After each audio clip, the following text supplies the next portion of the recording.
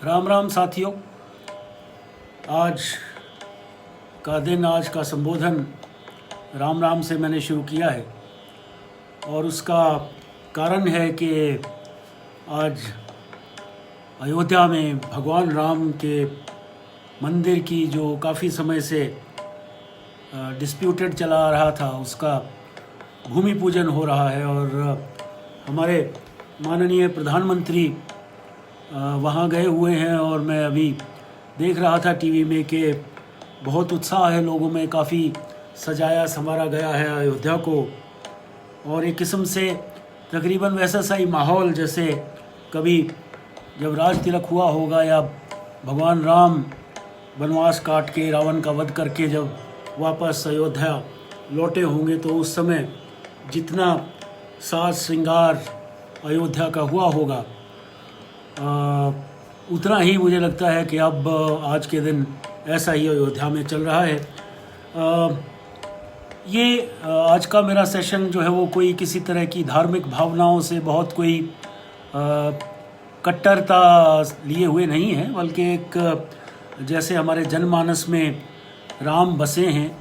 जैसे हमारे collective psyche में राम बसे हैं और जैसे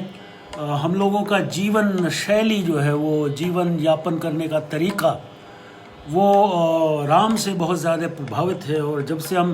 जन्म लेते हैं और जब तक हम राम नाम सत्य नहीं हो जाता तब तक हम लोग राम के ही आले दुआले जिसे कहते हैं, आगे पीछे आस पास चहुओर, ऐसी राम की जो है वो माया है कि हम लोगों ने ख़ास तौर पे जो हिंदुस्तान में पैदा हुए हैं, चाहे हम लोग किसी भी मज़हब के हों, चाहे हिंदू हैं, सिख हैं, मुस्लिम हैं, ईसाई हैं, सबको पता है कि राम का महत्व हिंदू वे ऑफ लाइफ में ही नहीं बल्कि इंडियन वे ऑफ लाइफ में क्या है, बल्कि यहाँ तक कि सब कॉन्टिनेंट में जो है वो राम की महत्ता जो है वो कहीं भी मुझे ऐसा नहीं लगता कि कहीं किसी जगह कम हो या किसी तरह का कोई प्रभाव उस पर पड़ता हो। अभी प्राइम मिनिस्टर को मैं देख रहा था, जैसे हनुमान गढ़ी वो गए पहले और प्रथा ये है, ट्रेडिशन ये है कि हनुमान गढ़ी के पहले दर्शन करने होते हैं और उसके बाद आप रामलला जहाँ विराजमान हैं वहाँ आप जाते हैं, अपनी अकीदत पेश करते हैं, अपनी डिवोशन के, प्रेयर के, ओबीसेंस के जो है वो जो रिचुअल्स हैं, सेरेमनीज़ हैं, वो आप निभाते हैं। वैसा ही कुछ प्राइम मिनिस्टर मोदी ने किया। मैं फिर यही कह रहा हूँ कि ये कोई मेरी कोई पॉलिटिकल तकरीर नहीं होती है, but the country's prime minister is prime minister. If there is a ceremony being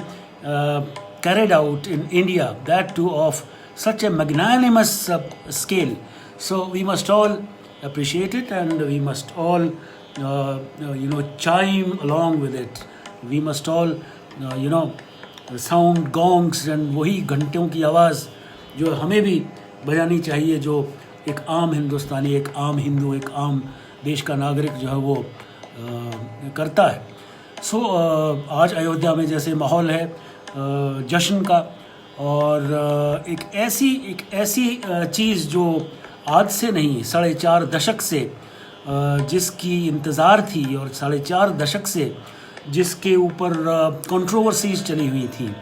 और वो controversies they have been laid at rest by the honourable Supreme Court's judgement in giving the Ram temple its due place and recognising it, and at the same time trying to placate the other side also, जो dispute में involve थे कि जो है वो Muslims के लिए भी एक अलग से 5 एकड़ ज़मीन दी गई और भी बहुत से ऐसे बैलेंसिंग प्रावधान जो है वो जजमेंट में किए गए कि आज तक उसका कोई ना शोर है ना। और ये बड़ी अच्छी बात है हिंदुस्तान की पब्लिक के लिए, कौम के लिए, आवाम के लिए कि एक मुद्दा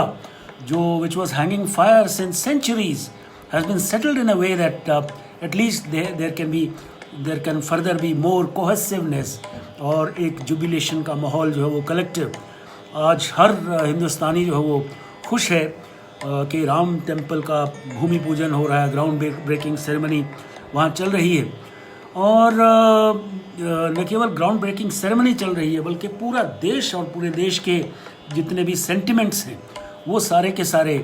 राम के साथ एसोसिएटेड हैं और लोग बाग इजहार भी कर रहे हैं। ये बड़ी अच्छी बात है। और इसमें चूँकि एक डिस्प्यूट जो है वो हमेशा के लिए सेटल हो गया है और हमें कम्युनल हार्मनी के लिए एक उचित माहौल मिल गया है, ये सब देखते जानने के लिए हमें इस चीज़ के लिए बड़ा खुश होना चाहिए। और इससे पहले कि मैं आगे बढ़ूं, let me see who all have joined in. Principal Bhupendra साहब has already joined in, Sahil Vaid, Neetu Singh, Rashmi और निर्मल चिकारा, जगतार विक। हेलो कर्नल साहब, हाउ आर यू, किथे हो? रविंद्र कुमार, प्रोफेसर साहब, thank you. Ravinder Gupta ji, thank you. So what I was trying to tell you all is you all know this, and we have known Lord Rama to be a natural God for us. Natural God in the sense that Lord Rama को invoke करना मुश्किल नहीं है, Lord Rama को अपने आसपास महसूस करना मुश्किल नहीं है। और लॉर्ड राम जो है वो हमारे साथ हर स्फेयर में, जीवन के हर स्फेयर में राम की हम लोग बात करते हैं। असल में भगवान विष्णु के 7वें अवतार हैं रामचंद्र जी, और उसके बाद जैसे कृष्ण भगवान हैं, देन महात्मा बुद्ध हैं और महावीर हैं और इस तरह से। और ये केवल मेरी आपकी बनाई हुई बातें नहीं हैं। These are not even just traditions,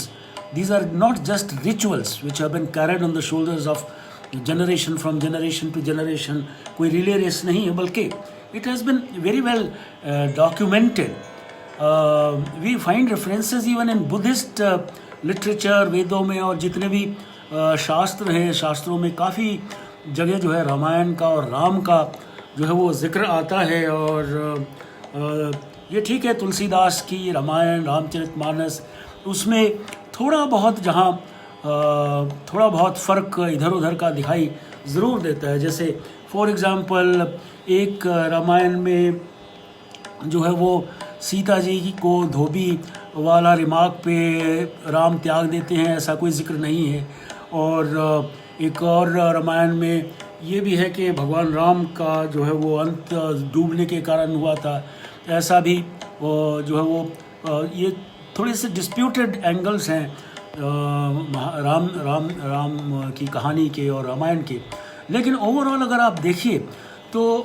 हमारे जनमानस में राम ऐसे समाये हैं कि जन्म से लेके और शिक्षा प्राप्ति में, और यानी आप कोई भी मंदिर जाइए, हनुमान मंदिर जाइए, शिवालय में जाइए,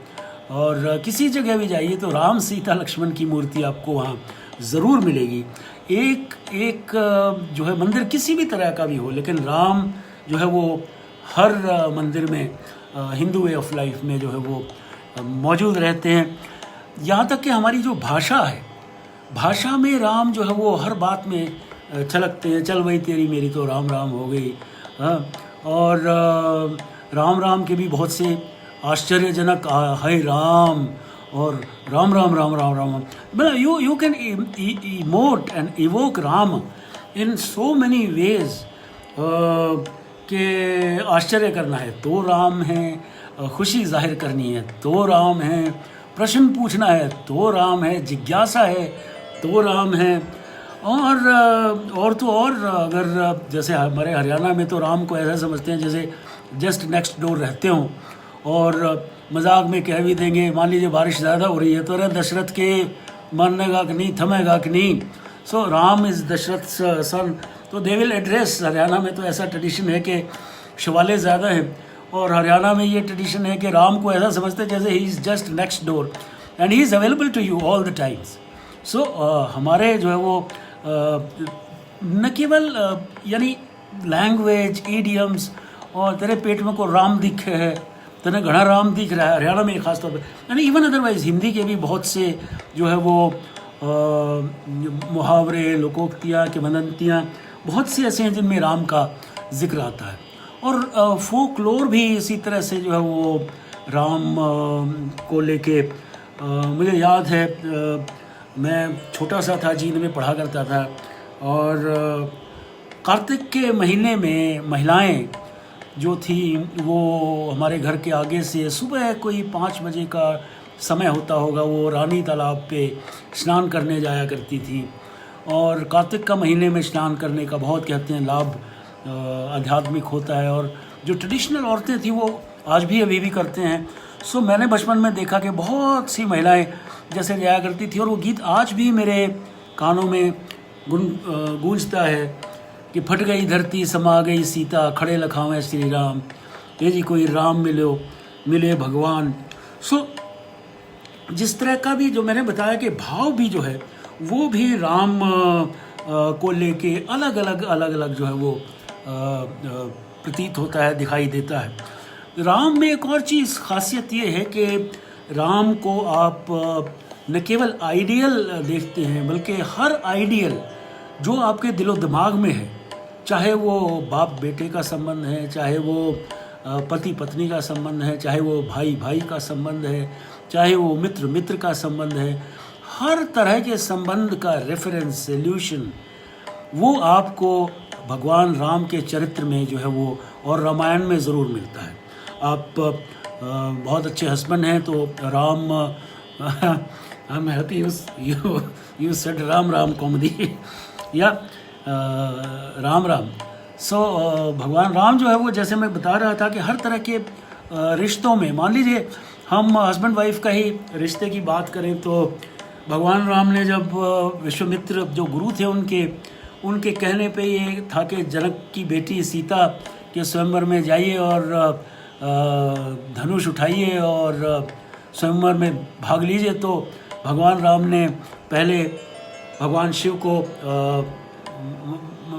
नमस्कार किया और फिर उनके धनुष को जो है वो तोड़ दिया, और उसके बाद फिर स्वयंवर में वो सीता को जीते। इसका अर्थ जो है ना एक और मैंने कहीं पढ़ा था किसी रामायण की व्याख्या में कि ये जब स्त्री पुरुष आपस में हस्बैंड वाइफ हो जाते हैं तो उससे पहले एक अहंकार रूपी जो आपका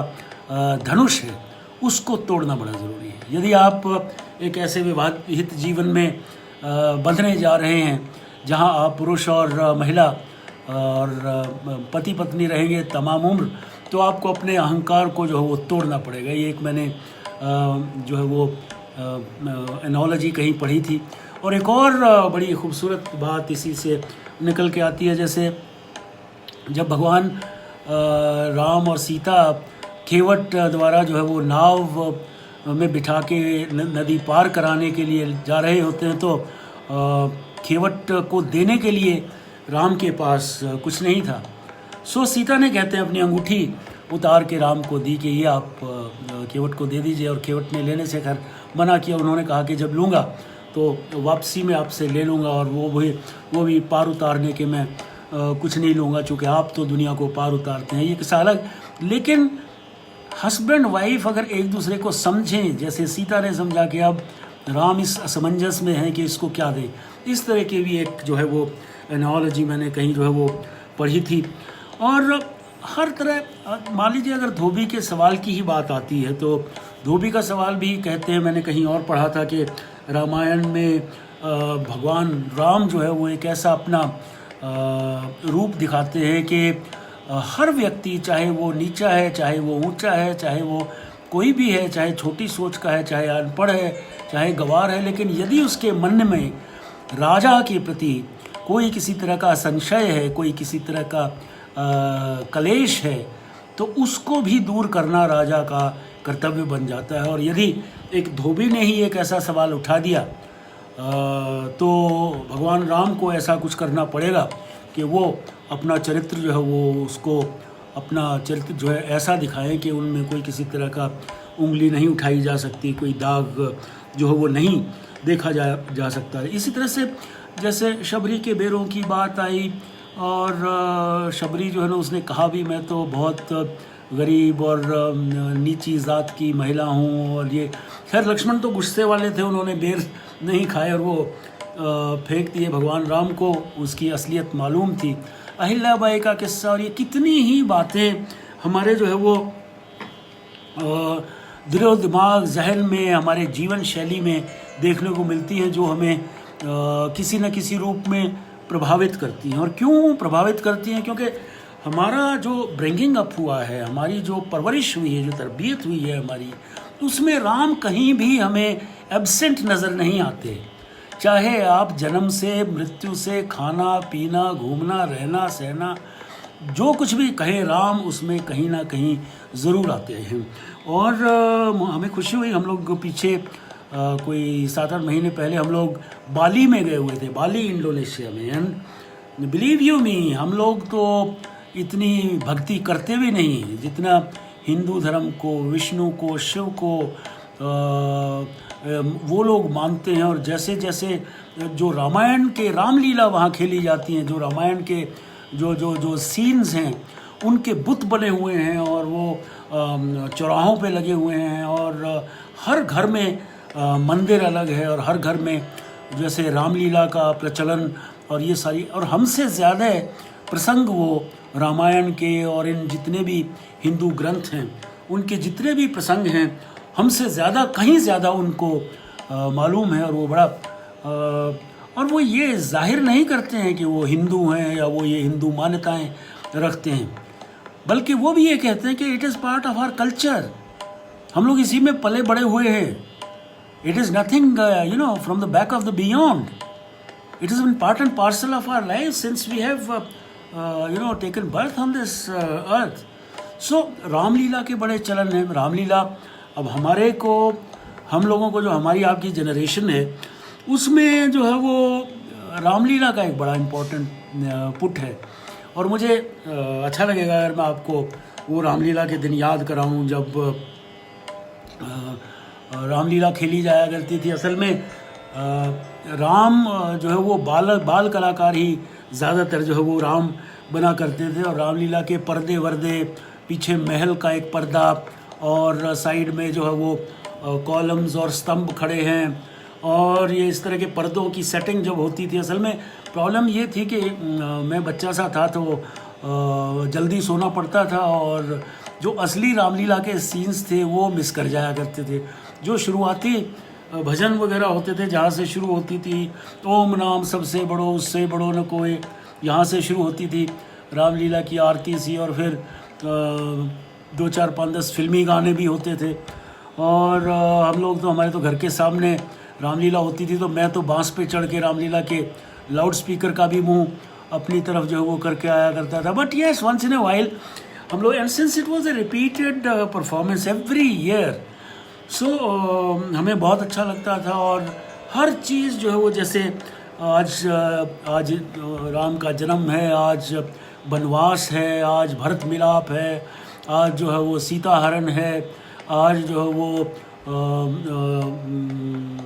कुंभकर्ण का वध है, आज वो अहि रावण क्या कहेगा, मतलब इस तरह से जो है ना एक एक दिन। और आजकल तो रामलीला जो है वो बहुत ज़्यादा शोर शराबे में और इस तरह से होती है। उस ज़माने में खाली 2 वो नगाड़े से होते थे, एक हारमोनियम होता था ऊँचे, उसका लाउड स्पीकर्स 1 या 2, और ज़्यादा से ज़्यादा शोर मचाने का, चूँकि गुस्सैल तो लक्ष्मण थे, और लक्ष्मण के हर डायलॉग पे जो है वो बंदूकड़ा होता था। बंदूकड़े में जो है वो आप बारूद भरते थे, और जैसे ही लक्ष्मण ने कोई डायलॉग बोला और वो भड़ाम से बंदूकड़ा जो है बोलता था। And it use to add up to the effect also. Nowadays there are so many effects being created. मैंने अभी रिसेंटली भी एक रामलीला जो है वो देखी थी, जिसमें ये इस तरह का मैंने देखा माहौल। लेकिन जो वो माहौल हमने देखा था वो अपने आप में एक ऐसा यादगारी माहौल हुआ करता था कि जिसमें और कुछ एंटरटेनमेंट था ही नहीं महीने भर तक। यानी रामलीला शुरू होने के बाद शुरू हो जाया करती थी, सारे रामलीला के चैप्टर्स ख़त्म हो जाया करते थे, और बाद में फिर राजा हरीशचंद्र और इनके ड्रामे चला करते थे। और बीच बीच में जैसे दशहरे वाले दिन या आगे पीछे जो है राम जी का जुलूस निकलता था, और वो राम जी एक ट्रॉली में और गाड़ियों में इस तरह से निकलते थे। और आजकल भी खैर निकलते हैं कई जगह, लेकिन बजाते खुद मुझे जो याद पड़ता है, मुझे बहुत ज़्यादा नॉस्टैल्जिक कई बार महसूस होता है। और I rather feel that I should get transported into that particular environment and ambience, जहाँ जहाँ इस तरह की रामलीला हो रही हो, और राम सेना अलग थी, वानर सेना अलग थी, और थोड़ी थोड़ी देर में जब पब्लिक लगता था कि बोर हो गई है तो नाचने वाली को बुलाया जाए। भगवान ये रावण को शौक होता था, जब तभी एक जो है वो कोई आके नाचने वाली को बुलाया जाएगा, मतलब ये नहीं था कोई लूड किस्म के सॉन्ग्स या कोई something obscene, nothing of the sort, but ज़्यादा से ज़्यादा ये हो गया कोई आके जो है वो इनेक्ट कर रहा है किसी फिल्मी तर्ज के गाने पे, पंचवटी में अकेली क्यों गई कर लाई सत्यानाश रे, और ये सारी की सारी जैसे चीज़ें चलती थी। और रामलीला का जो है दिन ब दिन हर रोज़ एक माहौल सा बनता था, और माहौल ऐसे बनता था कि 6-7 बजे के आसपास बच्चे अपनी दादियों, ताइयों, चाचियों, माओं, इनके लिए जो है वो आके ईंटें रख के और बोरियां रख के और जगह मला करते थे। मलने का मतलब they used to own up that space, they used to reserve that space, and when these seniors would come, so they would sit in their laps and enjoy the Ramleela. और ज़्यादातर जो है वो इतना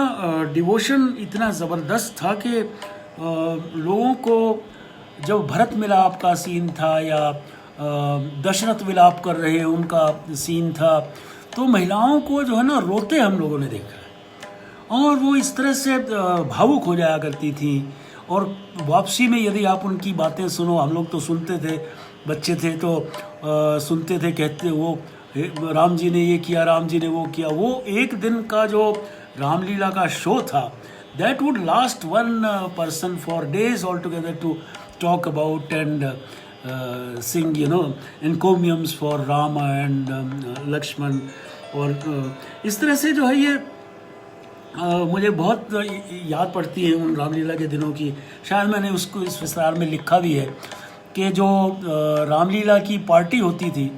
हमारा घर जो है ना जहाँ रामलीला होती थी उसके बिल्कुल सामने हुआ करता था तिमंजिला जींद में, और स्कूल में रामलीला होती थी। एक पंजाबियों की भी रामलीला होती थी, वो अपनी मुल्तानी, ठेठ मुल्तानी में या झंगी में जो है वो बातें किया करते थे, हम लोग मजाक भी उड़ाया करते थे, वो रावणा टेनु सीटा डेवनी के नहीं डेवनी, इस तरह से जो है वो डायलॉग चलते थे। एक मंडी की रामलीला होती थी, एक हमारी रामलीला थी, सो अलग अलग जगह रामलीलाएं हुआ करती थी। और इन रामलीलाओं के चलते जैसे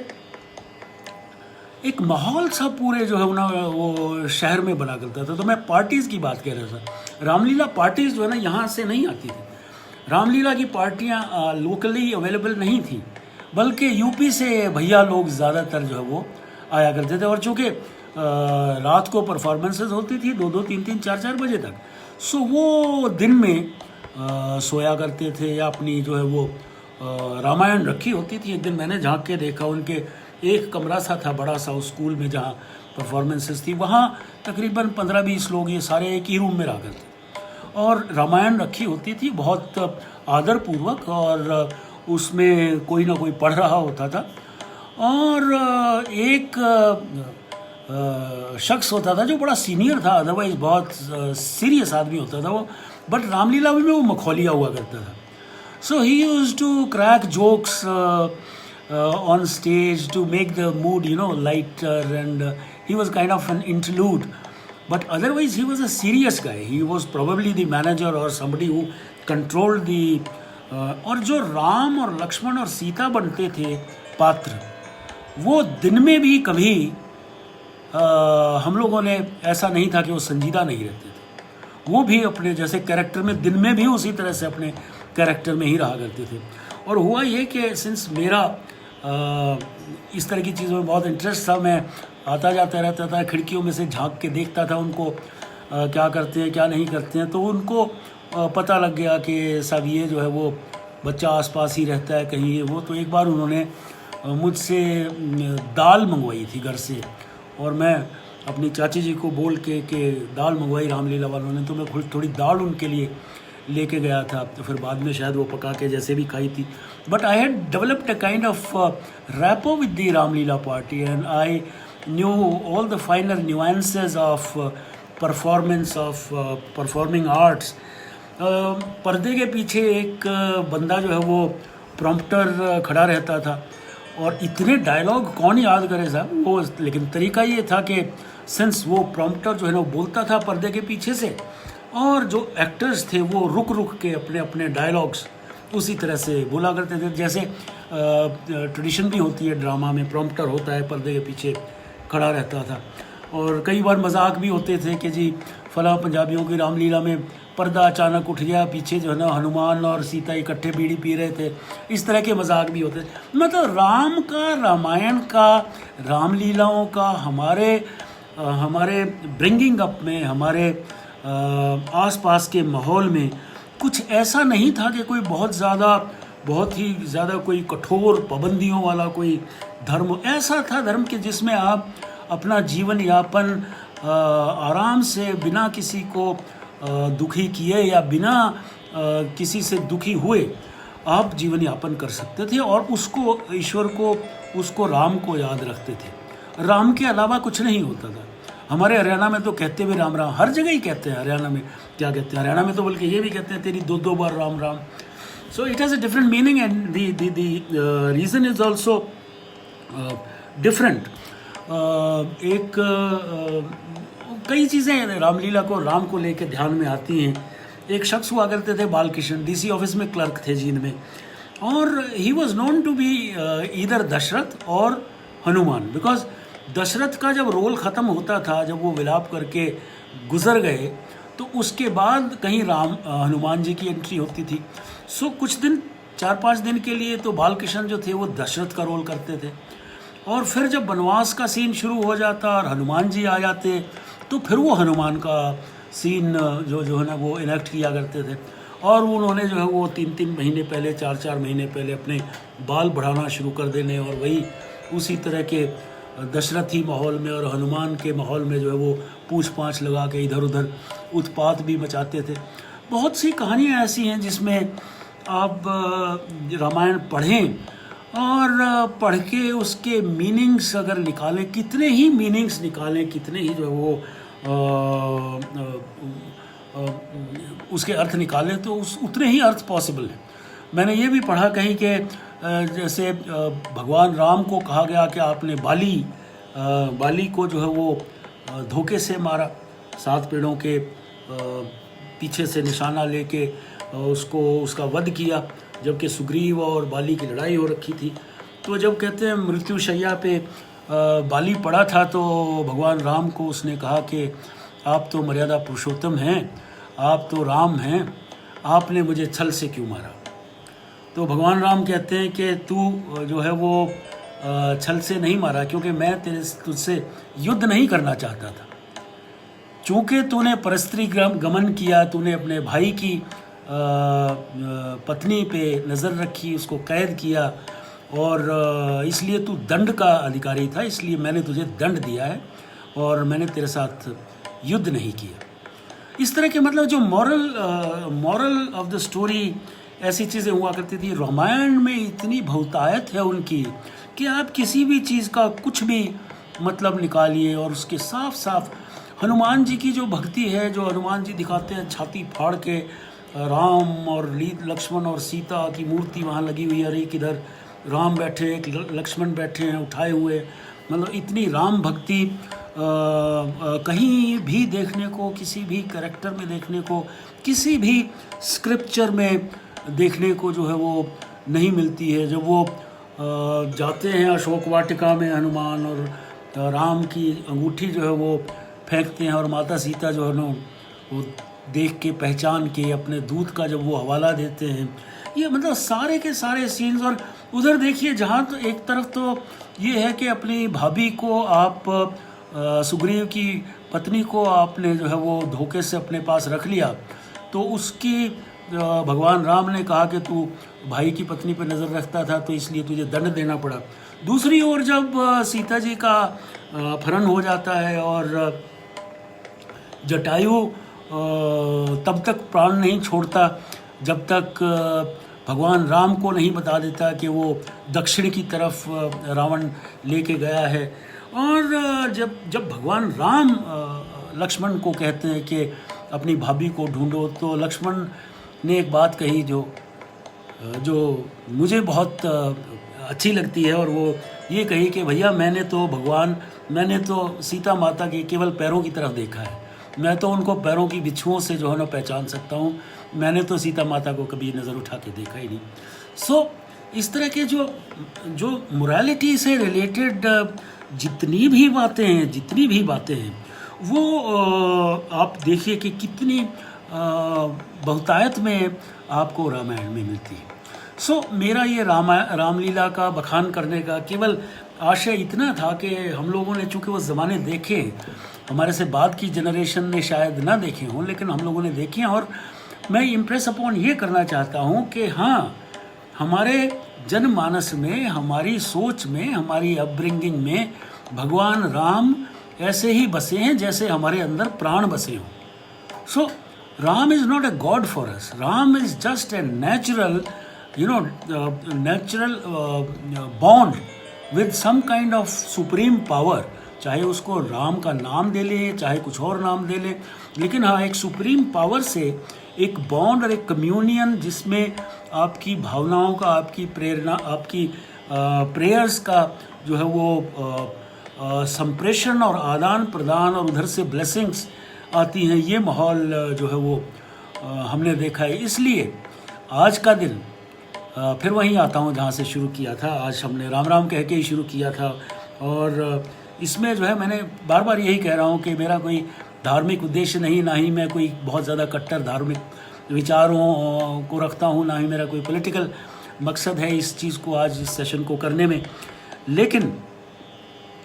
ये हमारे लिए एक बहुत इम्पॉर्टेंट दिन है, और हमें ये सौभाग्य प्राप्त है कि हमारे होते होते ये एक ऐसा मुद्दा जिसमें राम का मंदिर बन जाए, और राम लला जो विराजमान हैं उनके जन्म स्थान पर एक ऐसी चीज़ बने जिसके हम विटनेसेस रहेंगे historically. So we must take pride in the even in the process that beginning has been made on the soil of Lord Rama, and let us hope we have more of communal harmony, and we just relegate our differences to a secondary or even low consideration at all, और एक ऐसा माहौल, एक ऐसा बनाए वातावरण के जिसमें सभी लोग जो है वो अच्छे से, अब इंडोनेशिया में मुस्लिम लोग हैं लेकिन राम का नाम लेते हैं। इसी तरह से अब वही मैं कह रहा हूँ कि आप चाहे कोई भी धर्म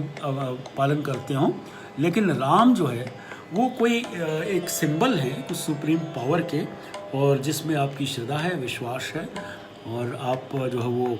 अकीदत से अपना सिर झुकाते हैं, भगवान राम को याद करते हैं। Let me see who all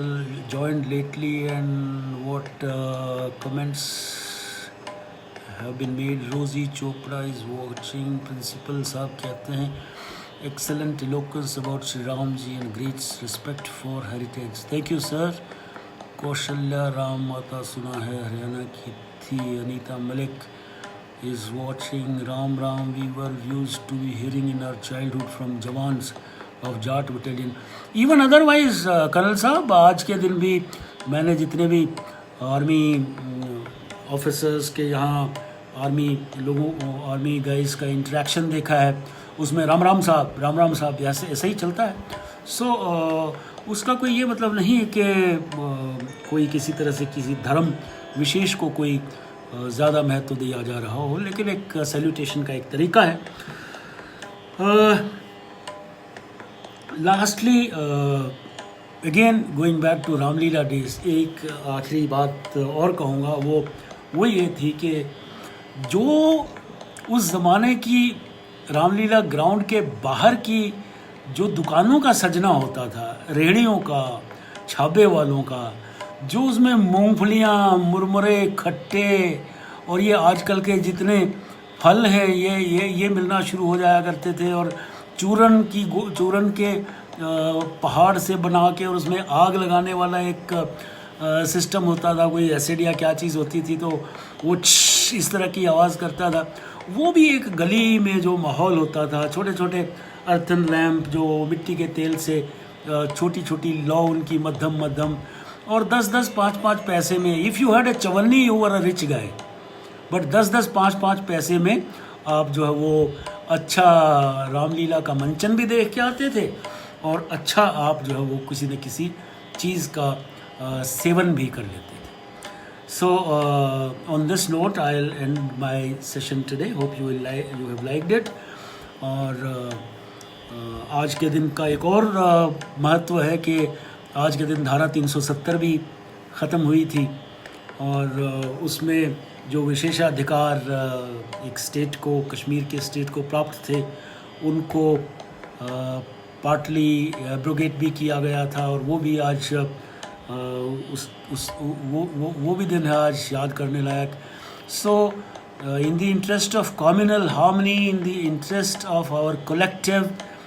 obeisance to our collective pantheon of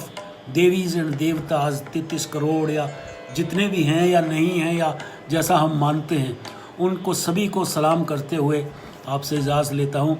till tomorrow 12 noon, this was Talk Show. Thank you very much for being with me.